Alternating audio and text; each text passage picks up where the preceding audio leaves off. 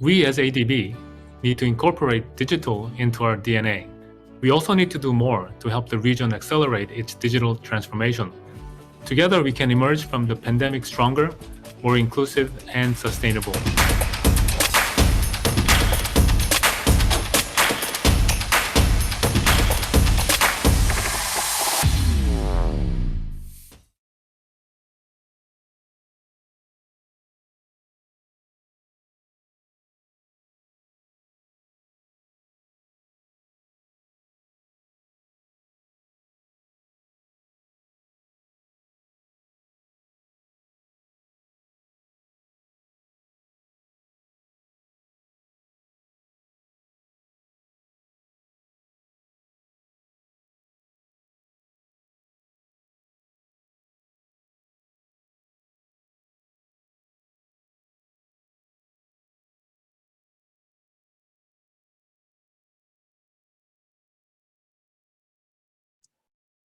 Hi, Uni.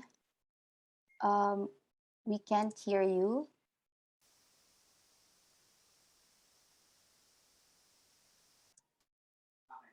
Hello?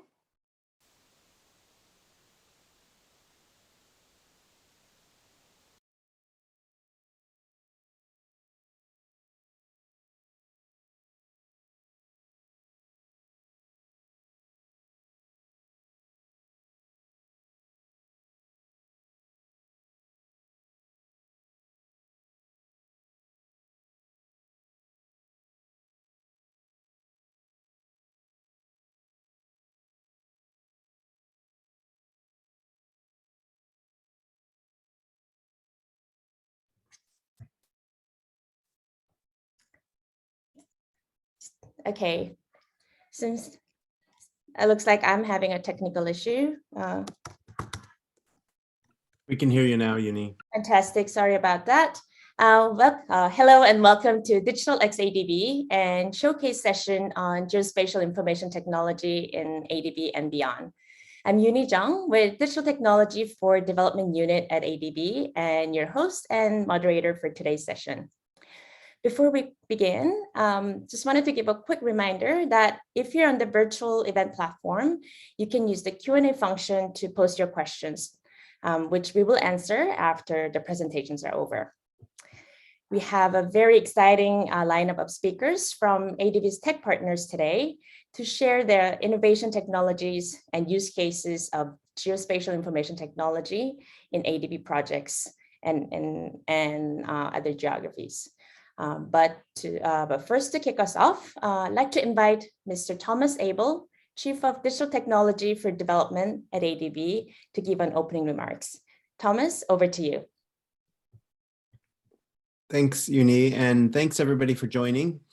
So this is another event as part of our DigitalXADB 2021 series.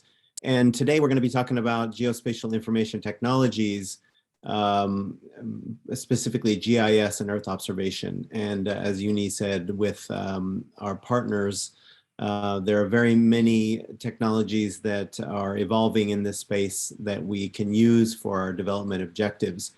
And as the reason we focused on these two topics in this session is that this year we've had a lot of additional work and focus in Earth observation and GIS. So we launched the GIS working group, which some of you are probably part of.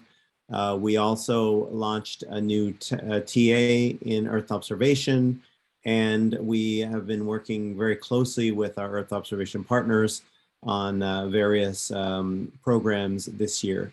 And these two technologies fit hand in hand because GIS is sort of the way to visualize and evaluate geospatial information, and Earth observation is in many cases the raw data and models feeding that.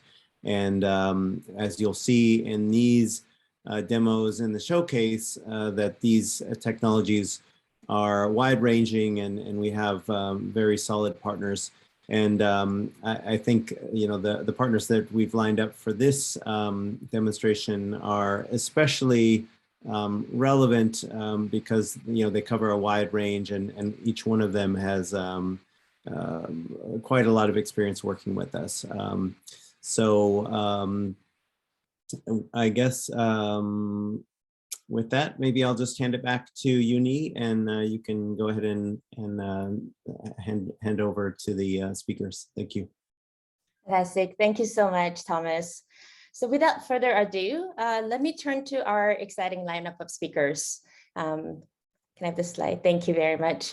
So we have Mr. Alex Ramirez from Skycatch, Mr. Sol Cummings from PASCO Operation, Dr. Christophe Aubret from European Space Agency, and to give us a joint presentation, Mr. Yanyu Chen from ICDF, and Mr. Cherfan Chen from National Central University. So let me first invite Mr. Alex Ramirez from Skycatch.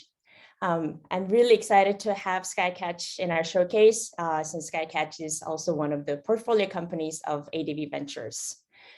So Alex is a senior manager at Skycatch and has been with the company for 7 years.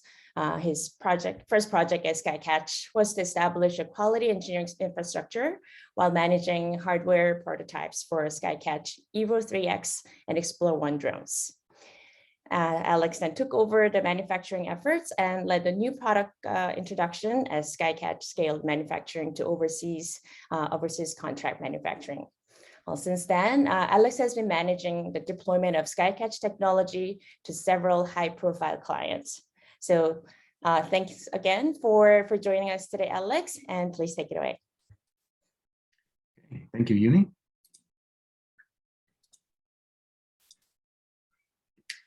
All right, so thank you very much for having me here. I will go ahead and start talking about how we have there's an ADB project in our room who is using our technology. We've been using them since we've been involved with that project since December 2020. So I'd like to go over how if you combine a drone with Skycatch technology, I'd like to demonstrate the capabilities and benefits. First, I'll talk about what's involved, how it works, and then I'll switch over to do an actual live demo of our cloud application. So there are several components to the solution here, what we call the Skycatch High Precision package. It starts with a drone capture. In this case, it is the DJI Phantom 4 RTK. It is equipped with the 20 megapixel camera. Then another important piece of hardware here is the Skycatch Edge 1, which is the GPS base station. So that is where the accuracy comes from. Then once the you got your drone capturing photos, you got your base station so that you can improve the accuracy of the GPS. Then we have our Skycatch Data Hub cloud application, where after the drone flight, we upload the drone photos and the GPS base logs. Skycatch Data Hub will then process the photos and then generate a 3D digital twin. And also, it will enable users to go in and not only visualize the project in 3D, but also do some data analytics. So let me switch over to that project right now. So you log in just like with any other website.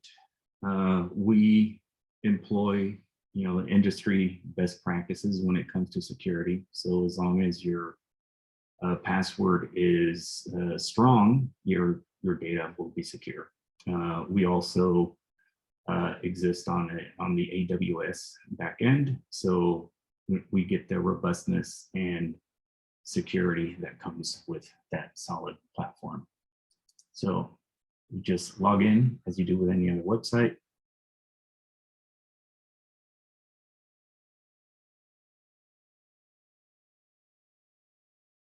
And it will take us to the project that was last at. And here you can see that we are in Nauru, and you see the port construction that's going on right now.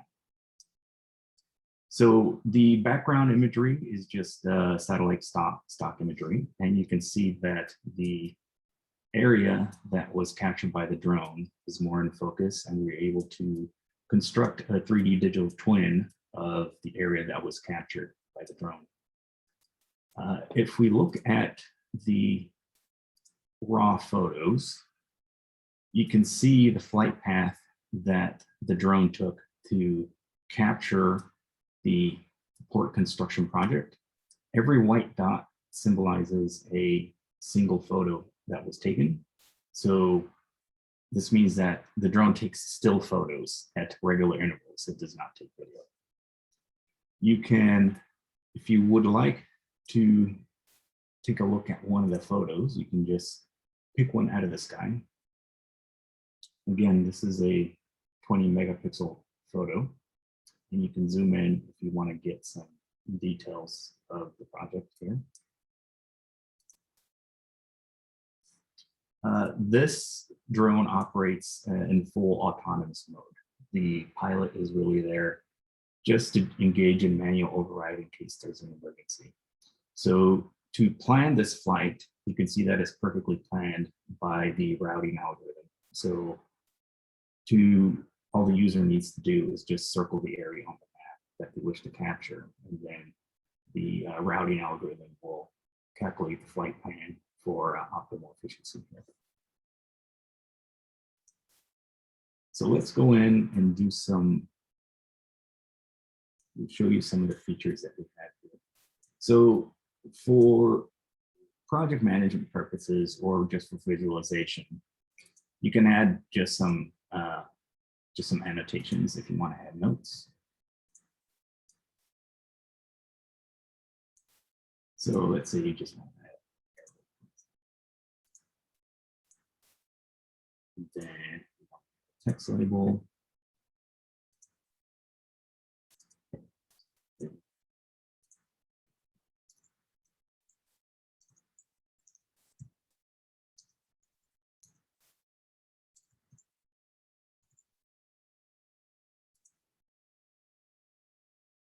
So anybody with access to the website can just start adding annotations. And if you want to create regular reports, you can then download the screen capture as PDF. It will show your annotations that you did there. So that's a simple analytic. We can get more complicated than that. So let me show you what we call the distance and grade annotation. Now, you can see that we have some construction vehicles that are in the way. See, I want to measure this ramp right here. So we have artificial intelligence built into the platform that will detect these construction vehicles and basically remove them. And how it removes them, it just flattens them so that they're out of the way and they don't obstruct the view of the 3D model that we want. So here, let me show you the distance and grade. So what I'm going to do is draw a line right down the middle of it. I'm going to rotate here so that we can get a side view of the ramp. And what we have done is gave us a cross section of the ramp. And you can drag the cursor along the way to get the coordinates. So before I continue, I want to give you some more information on the site. So we support all known coordinate systems, so that can be easily configured right now. And we also support custom coordinate system. So we also allow you to go in and configure your own custom coordinate system. So by configuring your coordinate system, that means that all your analytics and your measurements, your XYZ coordinates are given in whatever coordinate system you configure. So you can see here in this distance and grade analytic that we get a cross section of the ramp, and we get surface distance, horizontal distance, we get the slope percentage, and we can find coordinates anywhere along the ramp. So let's get out here. Reset the view. Now let's go. Now another thing is, you can see here, you can switch between dates. We've been in use since December of last year. So if we want to switch to get a view of what the project progress was back then, you just select from the menu. You can see that quite a bit of progress has been through the past year. Now, there's also other sites that are involved with the project that are being captured by the drone. So for example, there is a quarry that generates stockpile material to support the construction project. So let's look at the April capture for that. And you can see there that there is a stockpile there. And we can use the volume analytic to calculate the volume of the stockpile. Now, we can, and since we can calculate volumes, we can also calculate the difference in volume between two different dates. So if we go back to February, we can see that there's more material there. So if we use the cut and fill analytic, we can actually calculate how much of that stockpile was consumed between the 2 days. So we go in and find the vehicle.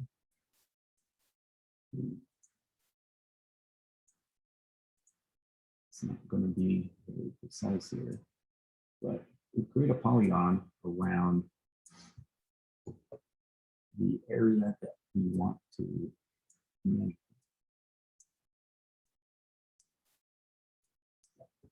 And we're going to select the source. We're going to select the data set from February and compare it with the data set between April.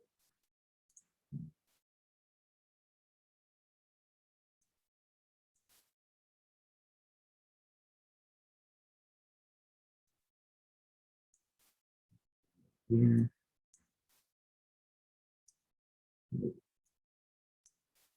So the areas that aren't colored in, that means there's no difference between the 2 dates. The areas that are highlighted gives you the difference. So we're looking at the cut here. So we can see that, you know, about 554 cubic meters were consumed from that stockpile between the 2 dates. So let's see, a few more minutes. Let's go back to the port.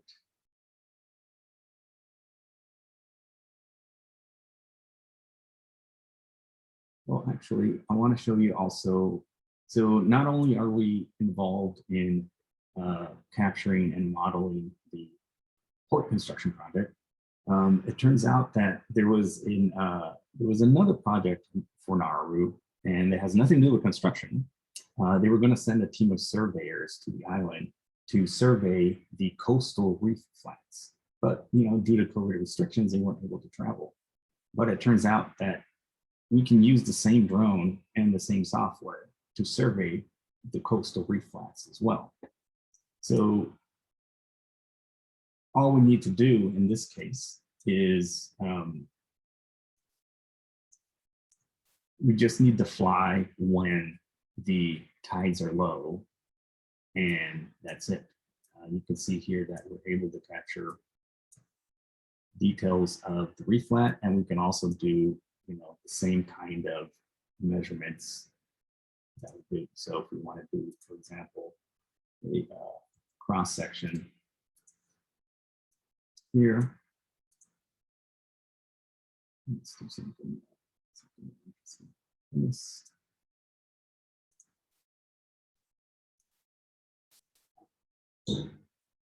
And so same deal here is you get your surface distance, horizontal distance, and this saved this project a lot of work. So now they're able to do the surveying measurements of the coastal reef flats and without having to send a team of surveyors to Nauru.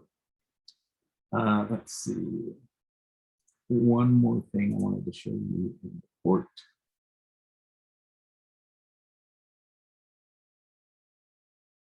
Is the design file. So the surveyor was able to upload a design file to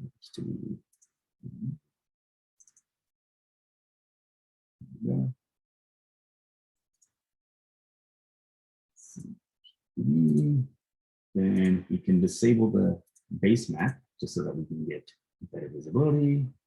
And this is the design file that the engineers uploaded. So you're able to overlay the design file over the actual project so that you can get a good idea of how the project is going. Let's rotate that. So then view there. So you can see that everything is lining up nicely. You can track your concrete progress here. A better look at the design file lines there. Look at the actual plan. And with that, my time is up. I'll stop sharing my screen. And thank you very much. Thank you, Alex. I'm sure there are complex technologies behind the user interface that you showed behind the demonstration. But you made it seem really easy, and I'm sure it is truly that. I'm sure that reflects the user experience from ADB. And we do know that our Nauru project benefited greatly from the ability to monitor the progress of the project remotely. And we're also pretty happy about the Hackney accident in a diverse use case of Skycatcher's technologies. So thank you very much for the demonstration. Now let me turn to another partner of ours, Pasco Corporation. And it's my pleasure to invite Mr. Sol Cummings. Sol is the computer vision developer at Pasco Corporation's AI Solutions Department, where he develops solutions that utilize satellite and aerial images. He specializes in developing AI that detects and classifies areas that have changed between several images, which has been utilized for major projects for municipal governments and private companies. So, Mr. Sol, thanks again for making time, and please take it away. Thank you, Uni. I'll be sharing my screen now.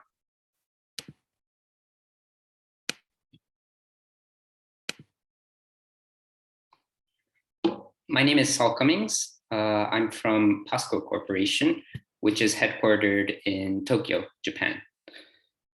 Today, I'll be talking about the applications of AI in Earth observation. First, I'll run through Pasco's profile, and then I'll move on to talking about satellites and AI technologies that can be used for those satellites. And finally, I'll be talking about some of the applications that we have created using satellites and AI. Firstly, a little bit about Pasco. It was established in 1953. It is based in Meguro, Tokyo. And we are a company that specializes in analyzing geospatial data. We have a range of sensors that we use for analysis, from seaborne vessels all the way up to satellites. And today I'll be focusing mainly on the usage of our satellites. We have distribution rights for over 20 satellites. So I'll be introducing some of the satellites that we use and the AI that we use for those. A lot of times we can split satellites into different groups, but we are focusing on the usage of Earth observation satellites, EO satellites, which are a group of types of satellites shown here on the left-hand side. Other satellites that I won't be addressing in this presentation, but are used for different kinds of applications are GNSS satellites for GPS, weather satellites, but mainly I'll be focusing on the Earth observation satellites. There are two types of Earth satellite, EO satellites. The first is optical. This is probably what a lot of people probably think of when people mention satellites. But optical satellites create images that are easy to understand by us. They're very intuitive, and they look like images taken from digital cameras. On the other hand, there are satellites that work with radar, which create images like the bottom right. And it's a little less intuitive to understand what is being captured here. But radar has the advantage of seeing past clouds, so it can work in rainy conditions, whereas optical satellites, they get obstructed by clouds. But a lot of times these two types have different use cases. And a lot of our solutions focus on optical satellites. So the images you'll see will be easier to understand. Some of the advantages of using satellite data as opposed to data taken from, say, airplanes or more lower altitude vehicles is satellite data can capture wide areas, much larger than a lot of aerial surveys or smaller devices can. And they can also capture very long images of coastal regions, and it is used for monitoring. And satellites have also been orbiting the Earth for a long time. We have an archive of past images. And so this archive can be useful for collecting data, looking at the past. And satellites also offer constant monitoring. They're always orbiting the Earth, which allows for regular monitoring of objects. And as opposed to some like city or residential areas where there are flight restrictions, satellites orbit far from the surface. And so there aren't usually any flight restrictions. This is a simple process of what our satellite analysis business looks like. We do consultations, and we also have ground stations that receive images from satellites. And so we can make this process very rapid. And of course, our solutions utilizing AI is the main talking point of today. So I'm moving on to AI. And there are a lot of ways to sort of define artificial intelligence, AI, but it's conventionally regarded as the development of computer programs that strive to achieve near human level intellect. There's a whole grouping of words here. I'll be using deep learning as a sort of synonymous term with AI. So some of the terminologies that I'll be using in this presentation: models, are a computer program that are created as a result of deep learning. Aerial imageries are images taken from aircrafts, and object detection is identifying locations of objects, a certain target class, so say like a car or something, within an image. Pascal actually began developing artificial intelligence quite early on. We began in 2015.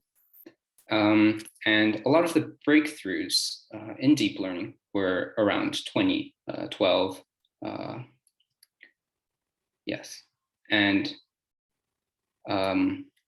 one of the hallmarks of our development was a first place achievement at one of the annual computer vision conferences in the United States. And this was a competition to detect buildings from satellite imagery. And so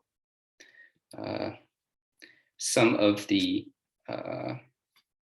images from the competition are on the right-hand side, the input satellite image on the left-hand side, and the result of the AI on the right-hand side, sorry.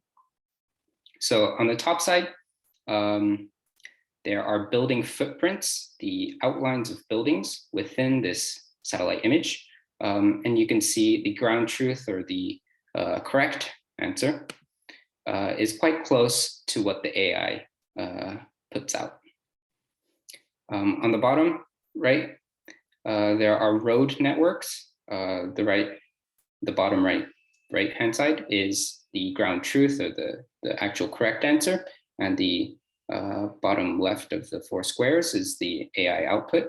And we can see the AI also does a good job with finding roads.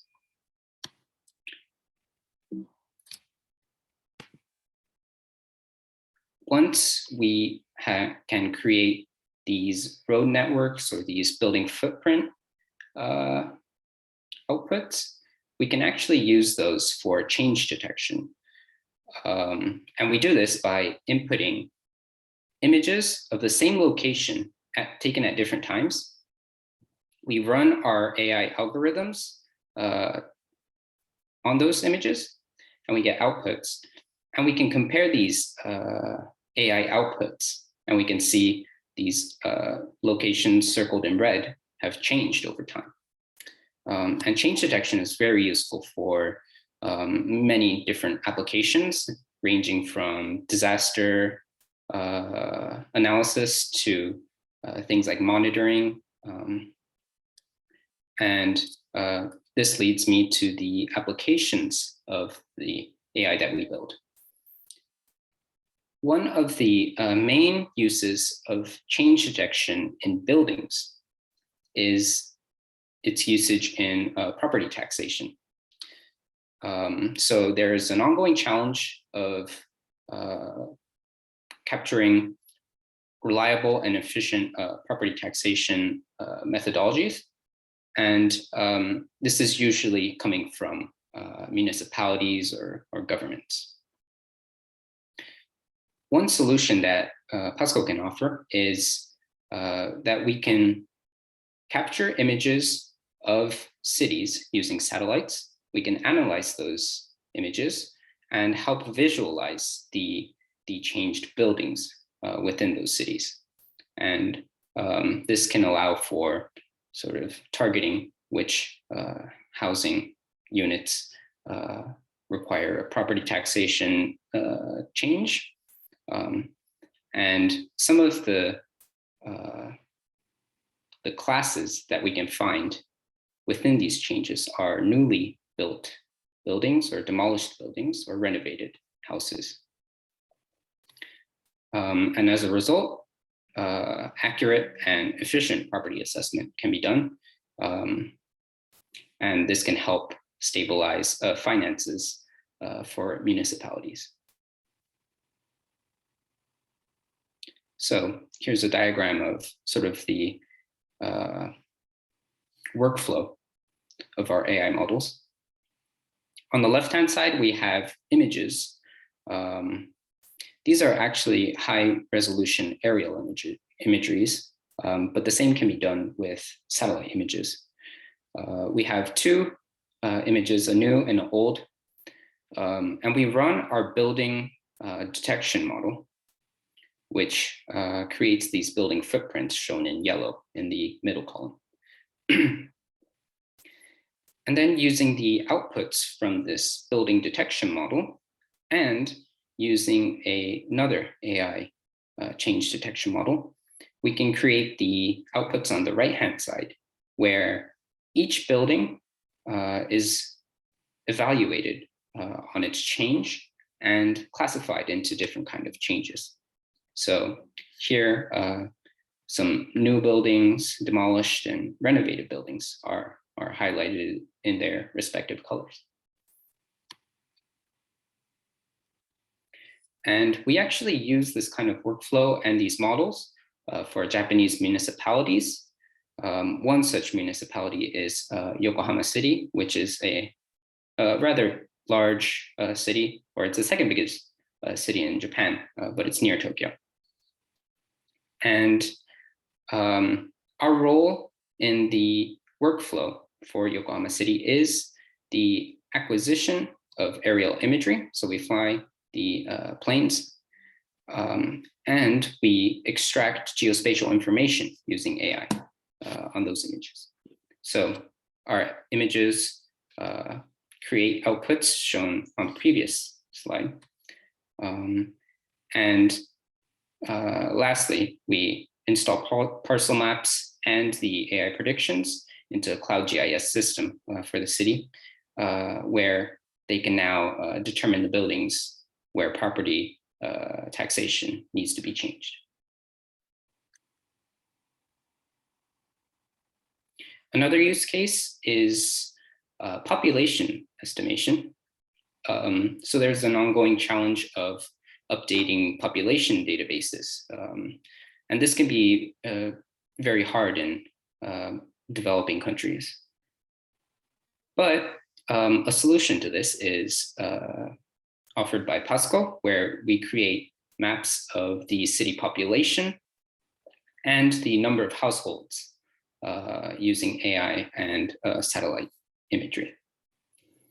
And as a result, we can provide rapid and efficient population estimation for these very rapidly changing cities. So an image example of the workflow would be to obtain satellite images over a city, run our population estimation model. This is based on the building detection model. And then we can see changes in population as well. So a use case is Jakarta City, where we were tasked with acquiring satellite imagery, and we use the satellite imagery and process that with our AI to estimate population densities, the number of households, and using different images of different timeframes, we can see the population growth. And finally, we can provide population tile maps, and this can lead to better management of the city. And finally, I'd like to remind people that the usage of AI and remote sensing can help achieve a lot of the SDGs. Thank you.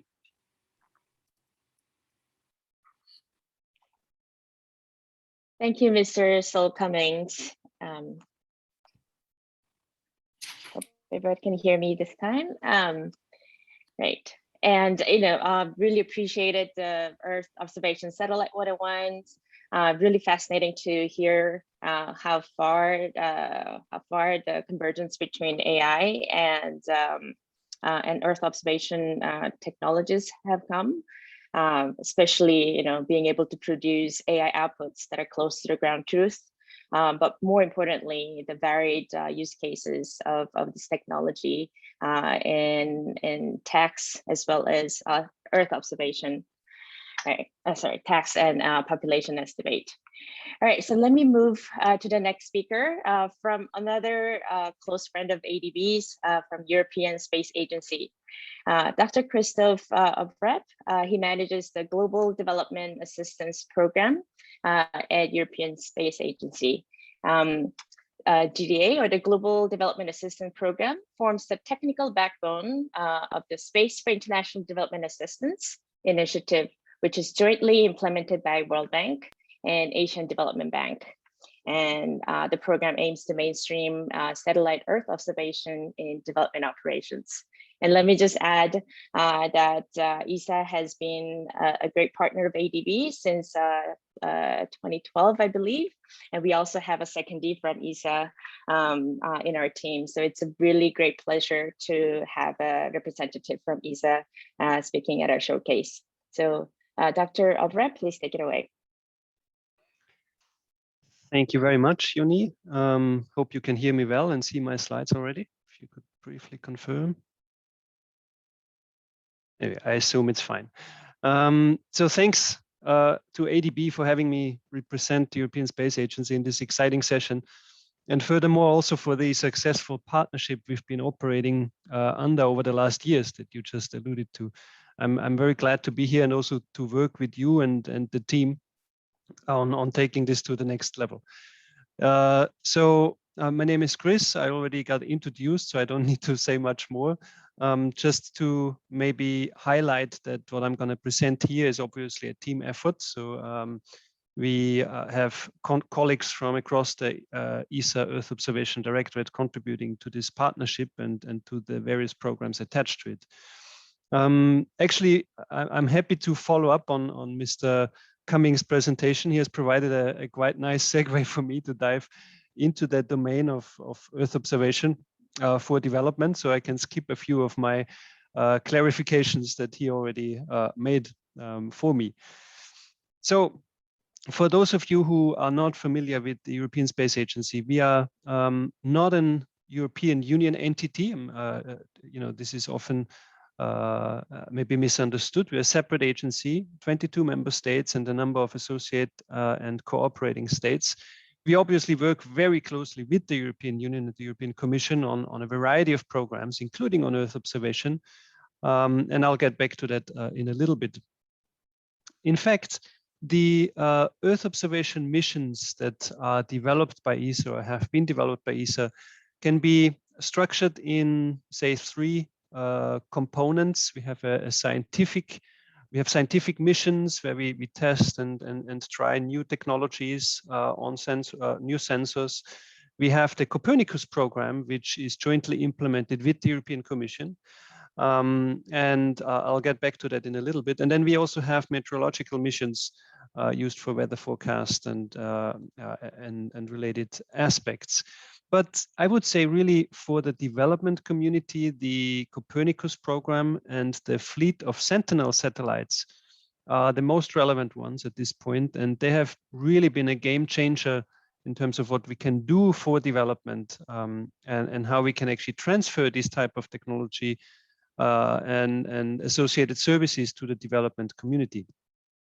If you look at the different Sentinel satellites that we're operating, Mr. Cummings gave a nice intro into the distinction between radar and optical, so I don't go into detail here. We have different sensors acquiring different types of data sets, including optical, including radar, but also data about our atmosphere, about the oceans, etc.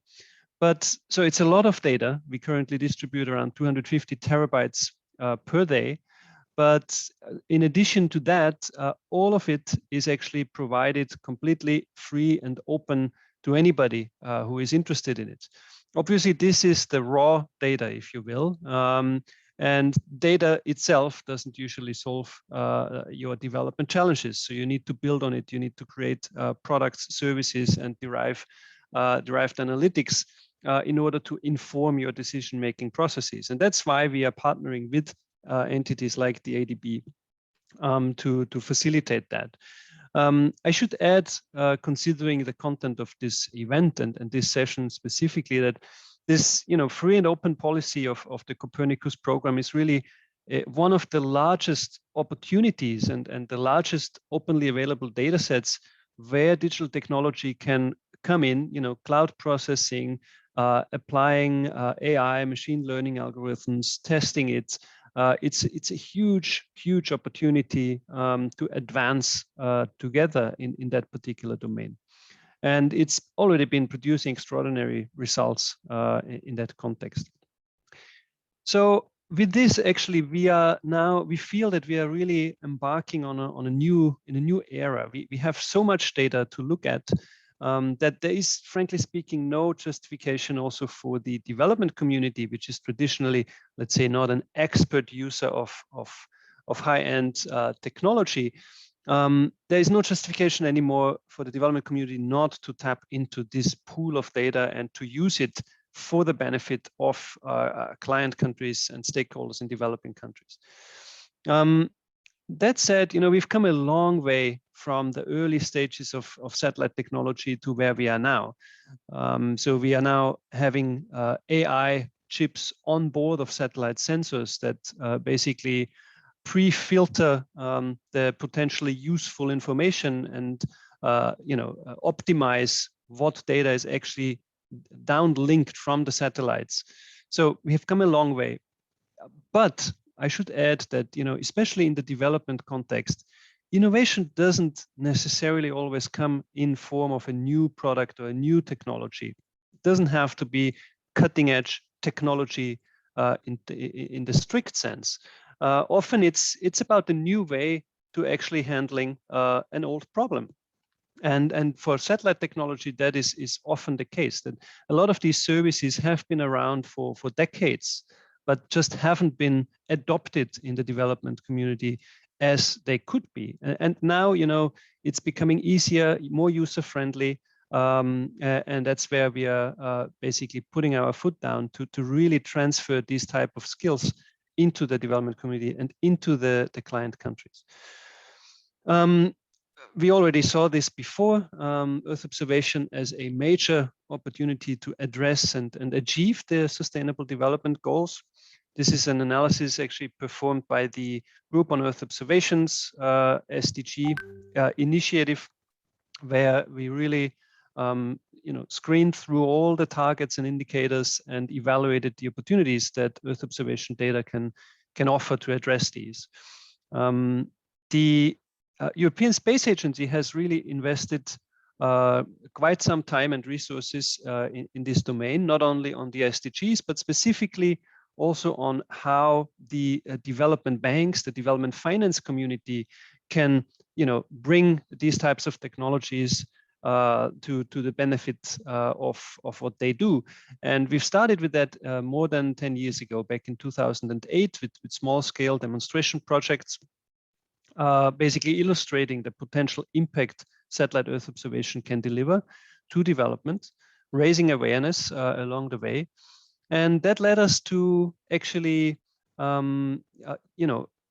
going one step further with the currently still active EO4SD, standing for Earth Observation for Sustainable Development Initiative, partnering again with ADB, with World Bank, with other regional development banks to consolidate requirements, to engage stakeholders more deeply, more strategically, and to really jointly assess what is needed, where are the priorities for specific thematic domains, spanning from urban development all the way to forest management, and jointly, trying to develop services and demonstrate services that can be taken forward and brought to scale then subsequently.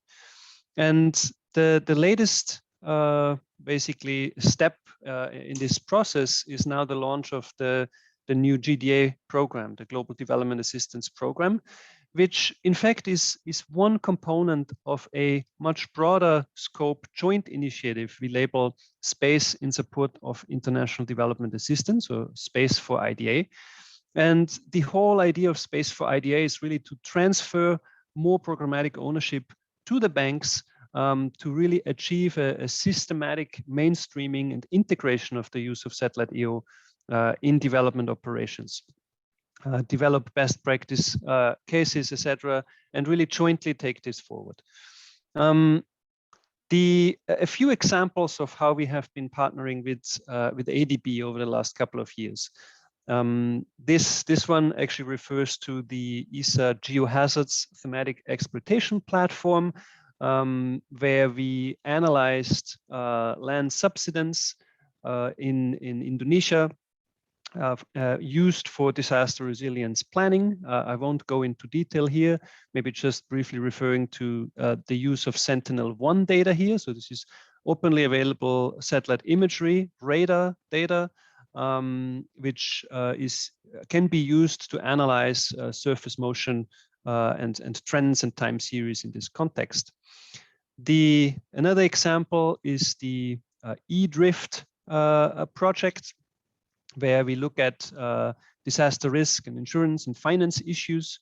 So this is also using Sentinel-1 to create flood analyses and flood archives based on the time series, and also extending into the past with other satellite sensors that were there before Sentinel-1 was launched.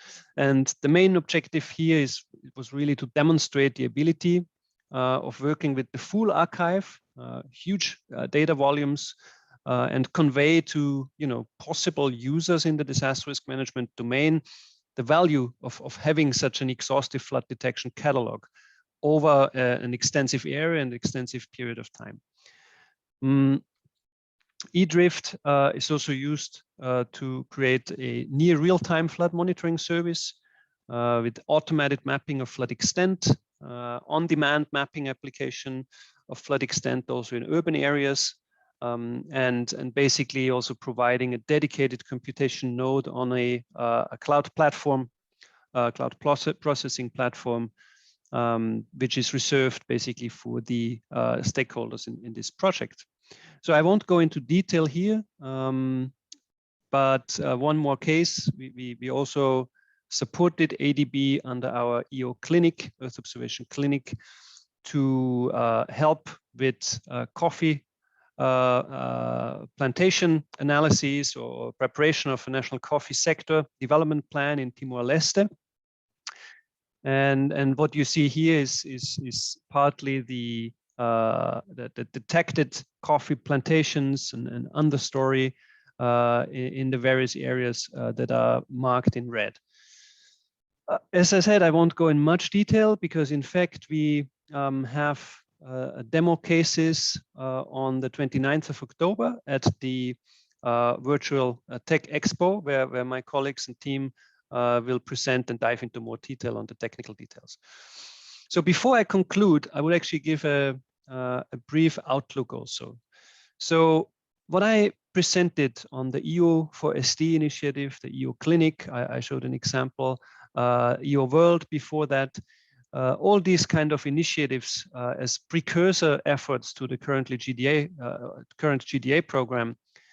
In all these initiatives, we've worked with service providers, Earth observation service providers, basically more than 100 service providers from all our member states. So this provides our partners, including ADB, a huge pool of expertise to tap into, a pool of entities that know how to engage with development professionals, that know how to address challenges that come up in this domain, and that can provide services that have been kind of vetted beforehand, that can be of use and relevance in the development, finance, and development operations domain. We have worked a lot on building capacity. So it's not just about delivering products and services, but it's the whole value chain, starting from stakeholder engagement to requirements assessment to delivering the services all the way to building capacity on the ground. So we've done workshops in developing countries, trainings, e-learning modules, etc. And we want to actually even put much more emphasis on that over the next couple of years. So how can we actually make this final step now? How can we move beyond piloting, beyond disruptive tech demonstrations towards something where it becomes something normal, where people don't consider satellite technology something too strange or too complicated? How can we do the mainstreaming? So I usually use these 4 A's, 5 A's as an illustration. So availability and accessibility of data, we have been really addressing now over the last couple of years incredibly efficiently through Copernicus. So the data is there, it is available for anybody to use. We have put a lot of emphasis on awareness raising since the early stages of engaging with the banks. I think the acceptance level of the use of satellite Earth observation has massively increased, specifically through the engagements under the EU4SD initiative. And now the goal is really to move towards full adoption and systematic use of these types of technologies. The Space for IDA initiative that I briefly mentioned, just to illustrate how this works, we have 2 components, as I said, where GDA is the ESA component focusing on new technical developments in direct response to needs and requirements that are expressed by our bank partners. And then the banks, including the Asian Development Bank, complement these technical developments with associated capacity building and skills transfer activities to ensure long-term sustainability and uptake. I skipped this one. We have 13 contributing states at ESA side that provide a budget to the GDA program. And we're very happy to work with these states on the implementation aspects. We focus on a number of thematic domains, as a follow-up and building on the experiences we've piled up under EU4SD. We also have a dedicated component on monitoring and evaluation and assessing the impact of the program. And jointly, we have by now raised more than $100 million to implement this Space for IDA initiative. Jointly meaning that I refer to both the space component and the development finance component. And the ADB has now launched a dedicated program for development and digital transformation, which will be a natural counterpart to the ESA GDA aspects. So with this, my time is over. So I leave you with this quote, basically the road to adoption. And this is from the Vice President on Sustainable Development at the World Bank, who says that basically it's now time to go beyond the fascination and that we are now entering a stage where we can actually turn these beautiful images into real management decisions. And that's what we are all after. And I'm very happy to work with ADB on making this a reality. Thank you.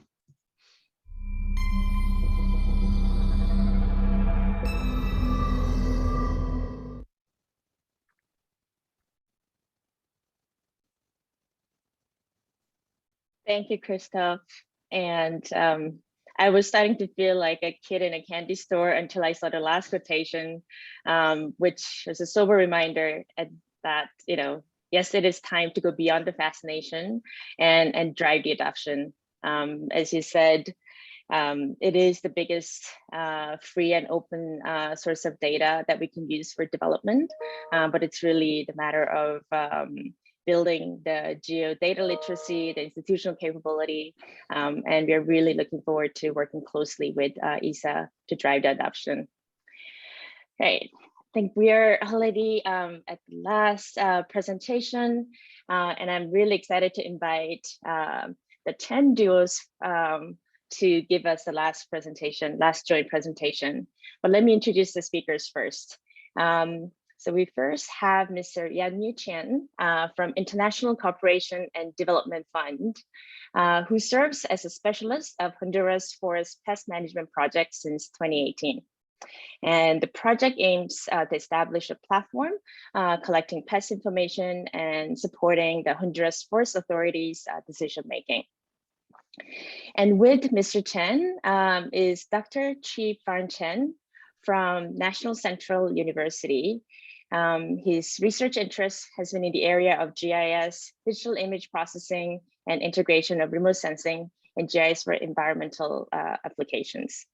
He's been the principal investigator for various projects, including land use change detection using satellite images, marine pollution investigation using remote sensing technologies, agricultural applications using time series satellite image, and integration of geographic information to improve environmental sustainability in Central America.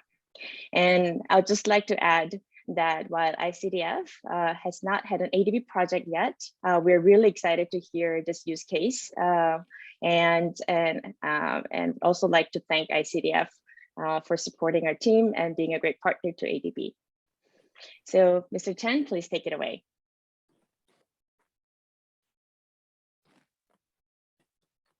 Okay, thank you.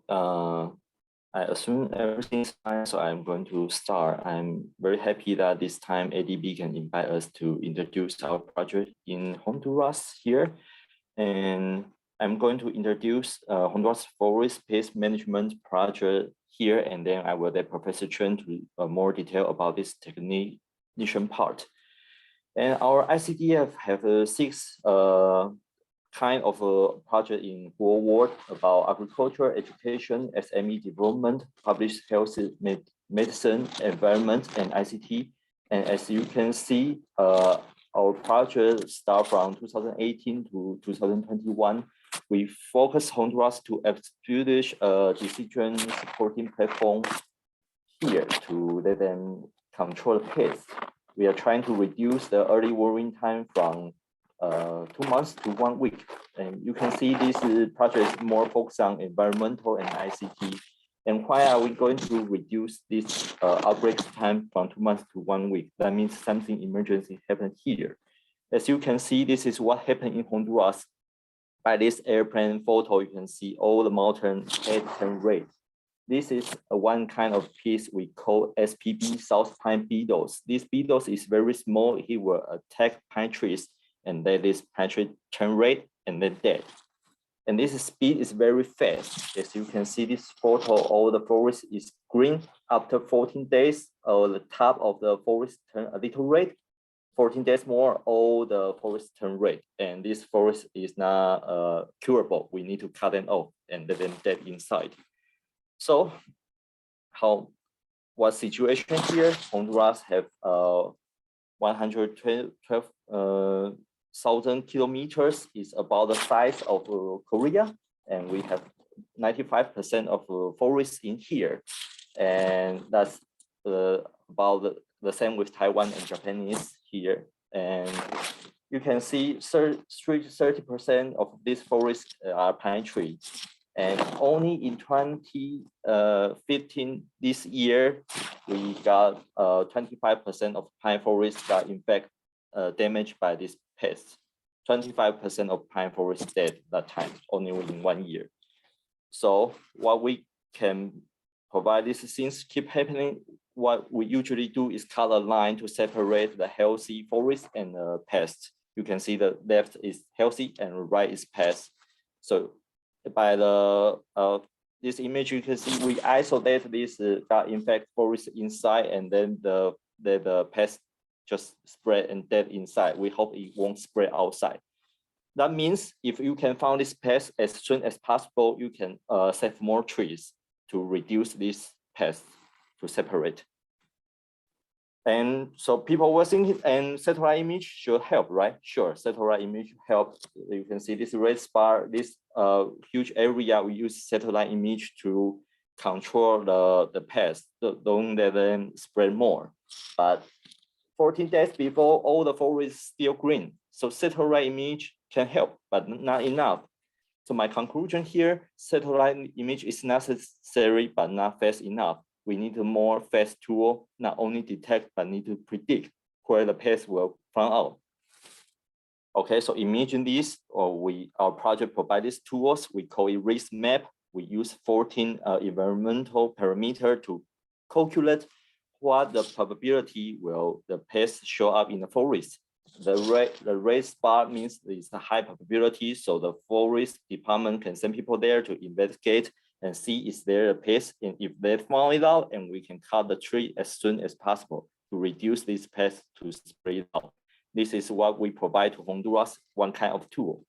actually, this decision-making platform, we have a lot of tools inside, all the satellite images and weather station data, and our trap data inside data forest management can have a decision-making data all in, and so he can send people to the right location to control this pest. And as you can see, all these things algorithm we based on National Central University Professor Chen, his study. So now I will give him some time to introduce more detail about this algorithm. Thank you very much.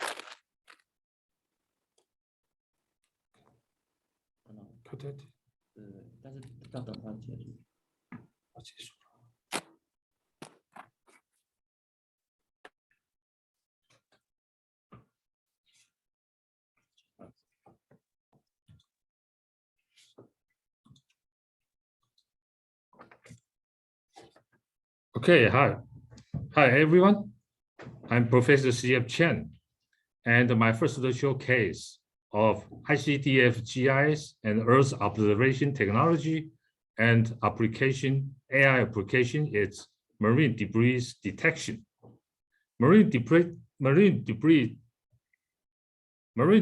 has increased recently and appear an ugly scene on the beach, and also become a critical challenge for the global community.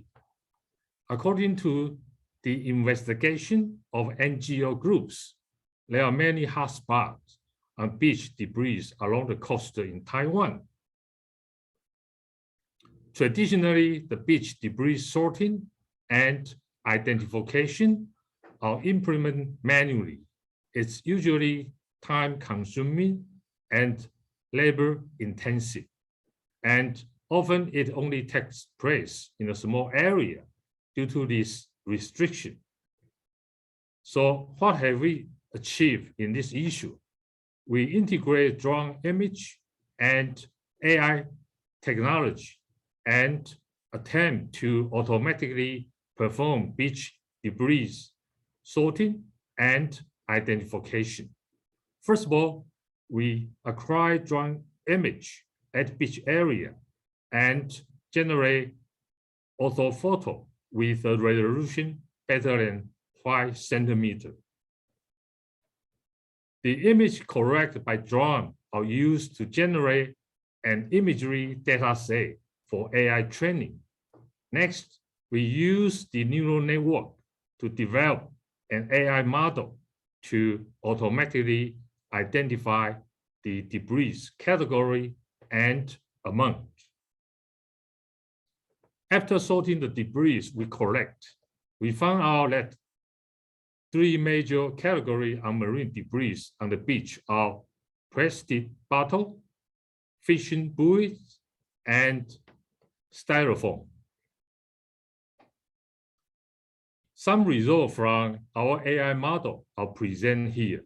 The first case is a beach mix of grass and sand. And as you can see, the right-hand side is the 3 major categories detected by AI model. The second case is the beach mix of the rocks and the sand. The third case is the sandy beach.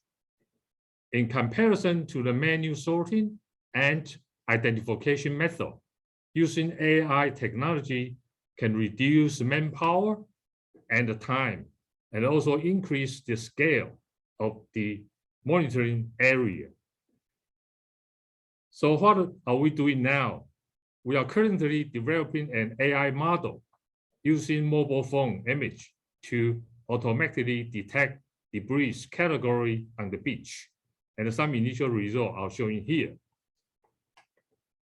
Okay. My second showcase is agricultural monitoring. Rice plays a key role in Taiwan because it's one of major food crops. Here we are going to demonstrate that GIS and remote sensing technology with aid of AI can be used for rice area and yield prediction in respect to the reducing cost of data collection. First of all, rice crop area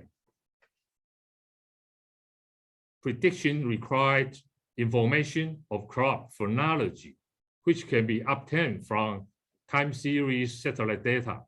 This figure shows a typical rice profile of radar satellite image throughout the year. Such unique information of crop phenology can be used for rice area prediction with the aid of AI. Aside from the satellite data, ancillary GIS layer correct from the agricultural agency, such as cadastral maps, land use map, and the rice maps, are important data used in the AI model to predict the rice area from satellite data. This figure shows spatial distribution of rice growing area achieved from AI-based prediction model. The left one is the first crop rice area, and the right-hand side is the second crop rice area. Next is the rice yield prediction. Many studies have confirmed the strong correlation between vegetation index, such as EVI and rice biomass during the heating stage of a rice crop. Therefore, it allows us to use time series optical satellite image to develop machine learning based model for rice yield prediction at least 1 month before the harvesting period. Here, we use the long-term historical archive of satellite data and government rice yield statistics to develop a machine learning model to predict rice crop yield at the township level. The slides show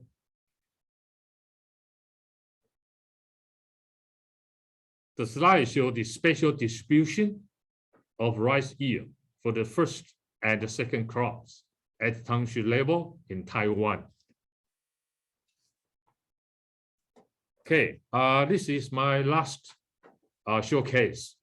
It's about the forest pest management in Honduras, which is a project supposed by ICDF in Honduras with the objective to reduce the impact of pests in the country pine tree forest. Bipedal is an insect present naturally. When climate conditions are extreme, the bipedal may cause the outbreak and it becomes a major ecological disaster in the pine tree forest of Honduras. The study area is the pine tree forest of Honduras. Pine tree forests represent about 30% of the forest in Honduras. They are the basis of the country's primary forest industry. In Honduras, there has been historically 4 major outbreaks, all of them during El Nino years.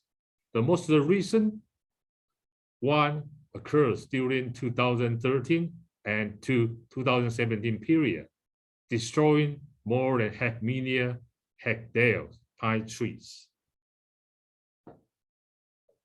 In 2012, a project supported by ICDF was implemented by NCU and Forest Institute of Honduras. In this project, there are many working items to monitor resources using remote sensing and the GIS data. The monitoring of the forest pests was an important one in this project. With the use of multi-temporal satellite imagery, it was possible to identify bipedal outbreak area.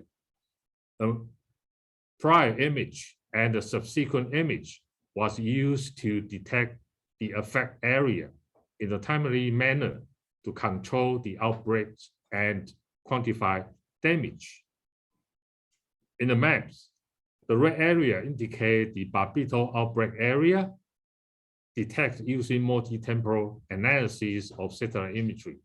The most affected area were the most productive item in forest industry.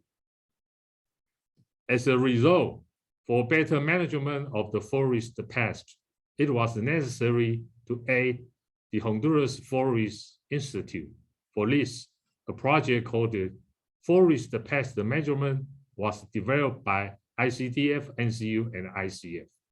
It started in 2018. There were different working items, and among them, one was to create risk map to identify the area with high probability of Bipedal outbreak for the 2018 to 2021 period. To achieve the goal, we need a spatial data set that present climate, vegetation condition, human activity, and topographic variable. The spatial data set will link with the historical database of Bipedal attacks using machine learning algorithms. The result will be variable importance and probability maps. From the model result, we identify that in the dry season, wind speed, the distance to non-paved road, and wildfire density were the most important factor contributing to Bipedal outbreak. In the rainy season, land surface temperature, wind speed, and elevation were key factors of Bipedal outbreaks. Finally, we can see the resulting Bipedal outbreak probability maps in the dry season. For the period 2018 to 2021, in the map, the red color indicate high probability of Bipedal outbreaks, and the blue color indicate low probability. During the rainy season, the high probability area decreased, majorly because of the climate condition. However, the high probability spatial distribution throughout the country remained the same. The result acquired in this project have been used by the Forest Institute of Honduras as an official tool to monitor the Bipedal outbreaks. Okay, thank you for everyone.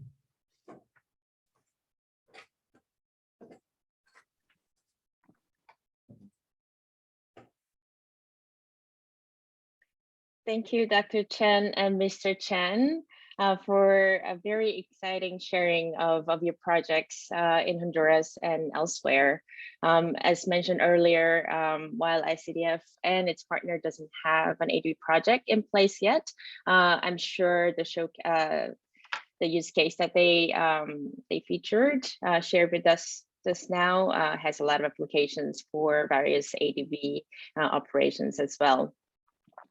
So that wrapped up the presentations, and it's time for Q&A. And the Q&A box has been busy throughout the sessions. And thank you, panelists, for answering some of the questions that were directly addressed to you. Let me just read out a couple that came in and the panelists haven't had a chance to address yet. So this one is to Mr. Chen from Ellie. Over recent years, forest fires have been increasingly globally in more dramatic way. So how can the current GIS and EO technologies be applied to predict and monitor the occurrence of wildfires? Yes, this is a very good question. Forest fire is a huge problem in Honduras too, because this pest will cause dead tree inside the forest, and when the dry season comes in with the southern, the whole forest can be inside the fire.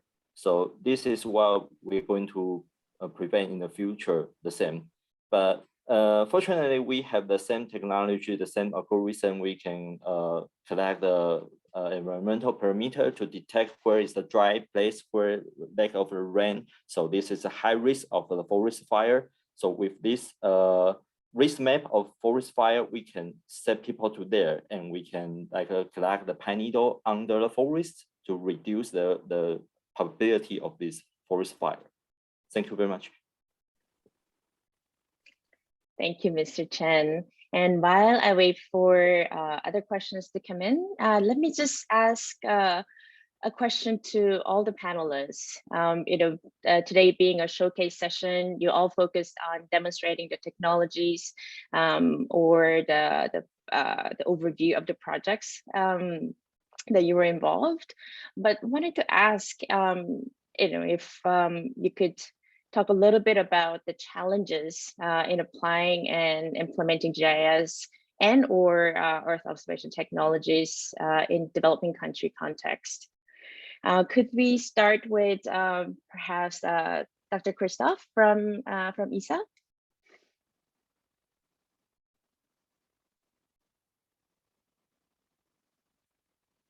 Dr. Christoph?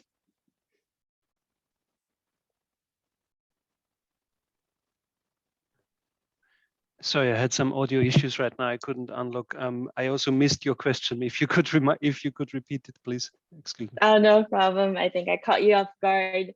Just wanted you to talk a little bit about the challenges you face or our clients would face in implementing GIS and EO technologies in developing country context.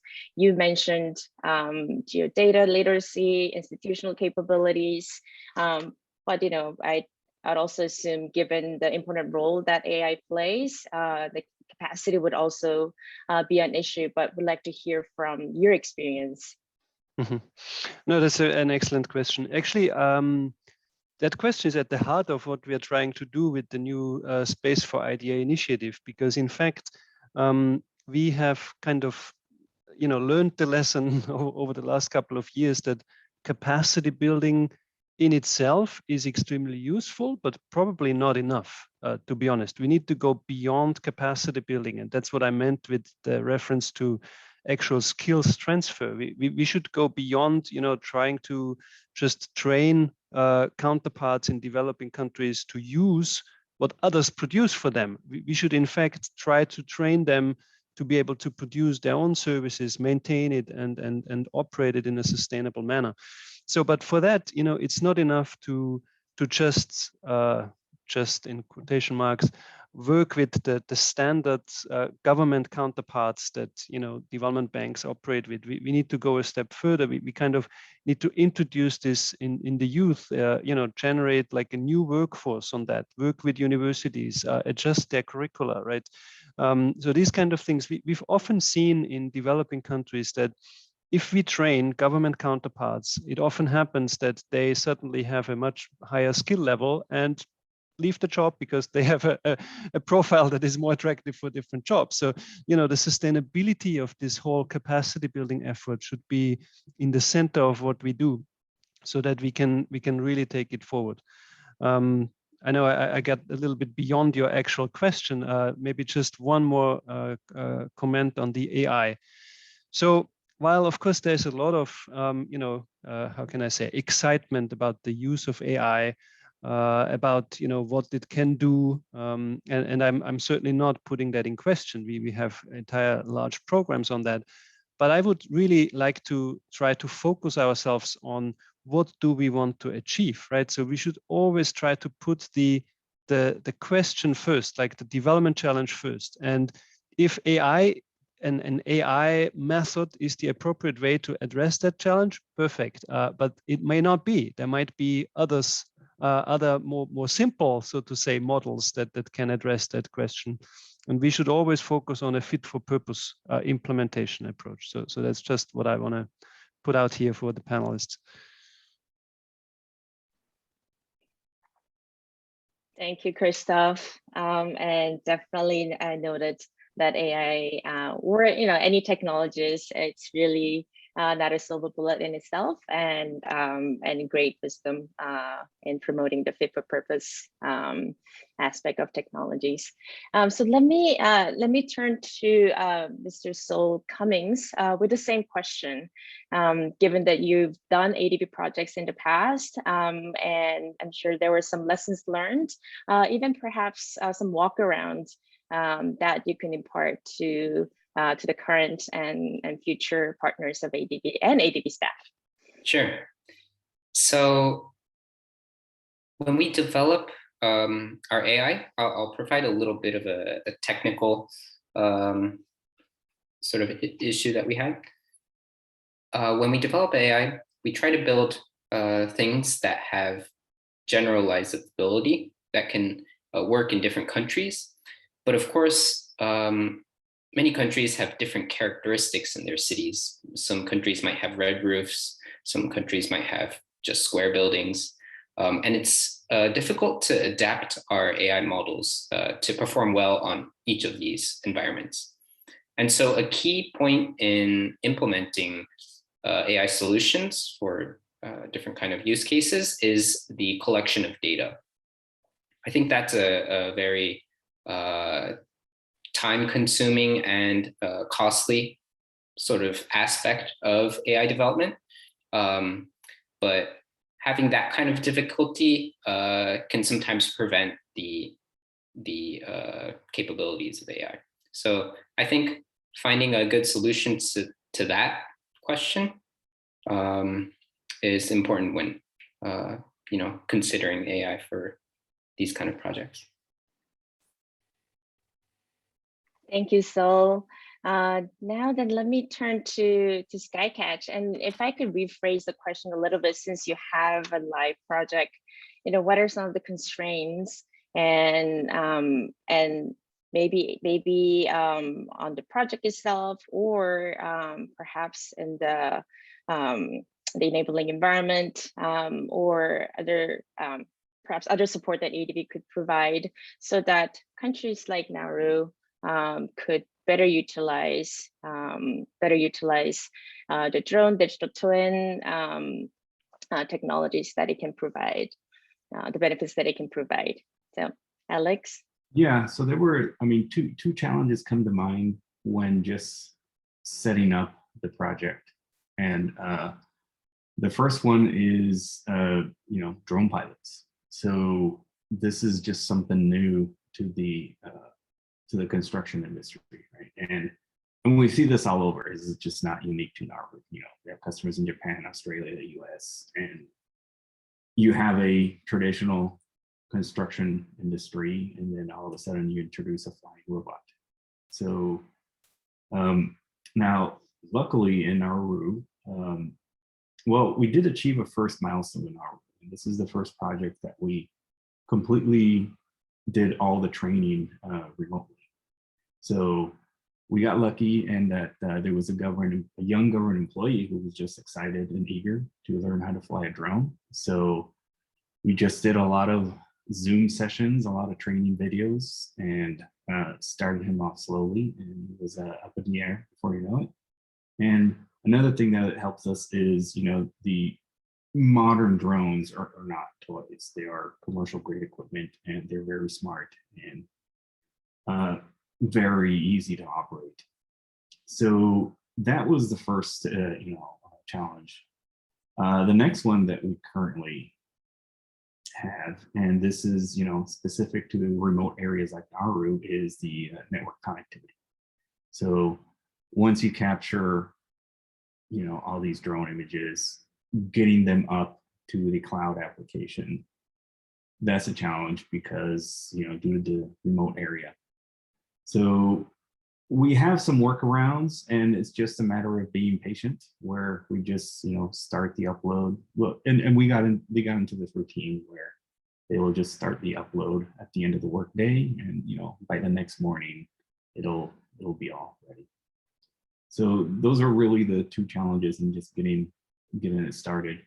But other than that, because it's a cloud application, anybody from within the ADB organization can just join in and go in and do the analysis of the 3D model. Thank you, Alex. And I think your first point really fits well into what Christophe has mentioned. It's a capacity building, but it's also institutionalizing that capacity, the actual technical transfer that needs to take place.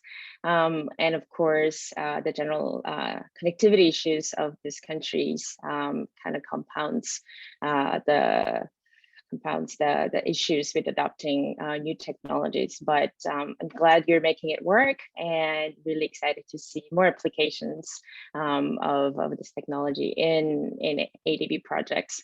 So let me now turn to Mr. Chen and Dr. Chen for the same question, challenges the struggles you face, and of course, if you have some recommendations for future users of Earth observation in GIS, that would be really great. Okay, I think I can go first. Okay, regarding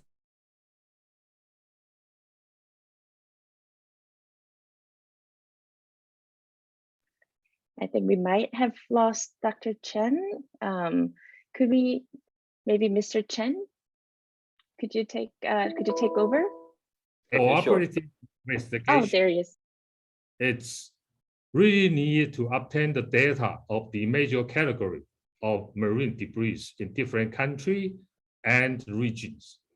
Then based on the investigation, we can retrain and enhance our marine debris AI model, then can apply to the other country and the region.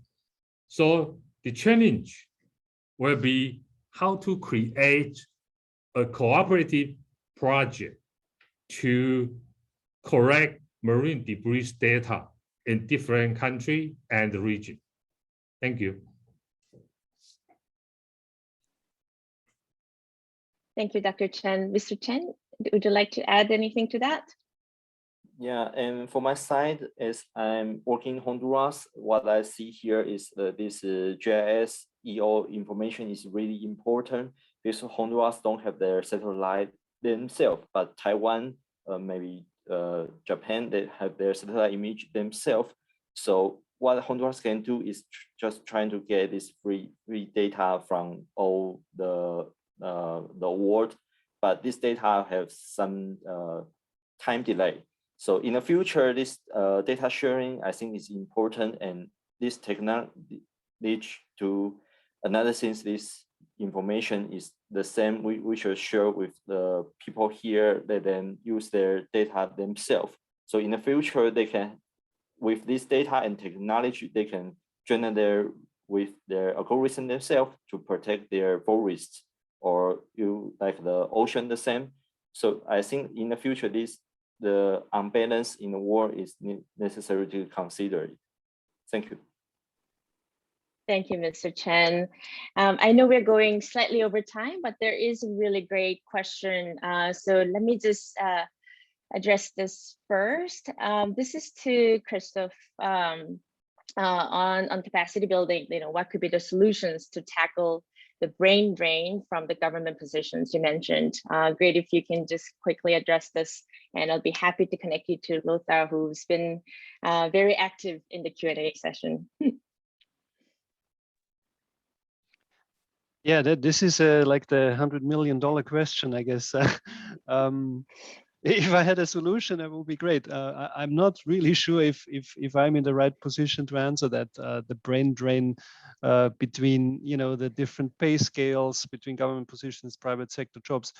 I mean, I think that one aspect is certainly that you can focus on certain impacts that you can generate, right, which attracts people, at least in the Western world, often also in the satellite community, right, working in a public domain institution usually has a lower pay scale than in the private sector. But I think that in developing countries, it's a real challenge, to be honest, because in many of those countries we work in, people struggle, and if they have the chance to suddenly earn double the amount, then they will take it. And I think it's a structural issue that needs to be addressed from within. And I think that development banks can actually play a role in it, not just through technical assistance, capacity building on technical issues, but through things like maybe development policy loans, to actually change structures in governance systems, in government, in governments as a whole. But of course, this is a real a deep dive here that we as a space agency can maybe help address from the technical perspective, but I don't have a solid answer for you how to prevent that, the brain drain. Thank you, Christoph. It really is a wicked problem. And it's not just in this sector, but in other technology sectors as well, or other use of other technologies as well. Maybe one thing, sorry to interrupt you, just I think, you know, it's would be key for the government to liaise closely with private sector, right? To leverage both elements, that eventually where the innovation comes from shouldn't matter as long as the impact is generated in a sustainable manner. But anyway, I leave it with that. No, fantastic. Yeah, you actually took the words from my mouth. And I was going to say maybe the answer is in partnership until that institutional capacity is built and becomes more sustainable and permanent in our client member countries.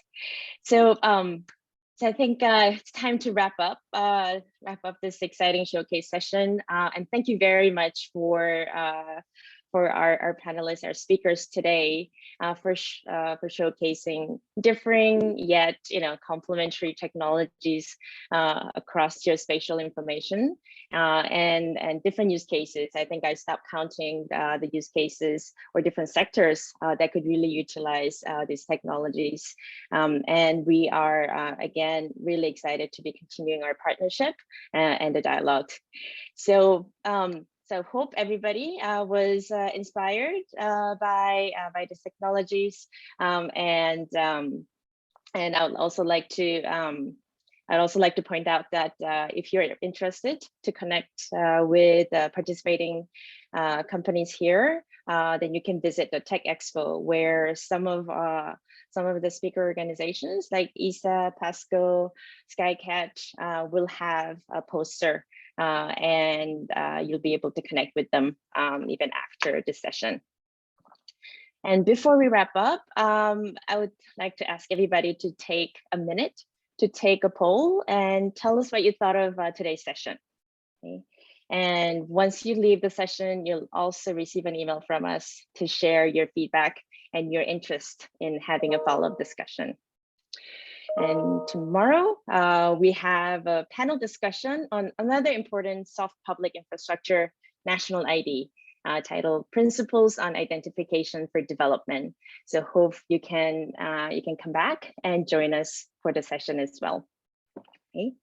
So this wraps up today's event, but we have many more exciting talks and a fantastic lineup of speakers in store for the rest of October. So thanks again for joining us today, and we look forward to welcoming you back at DigitalXADB.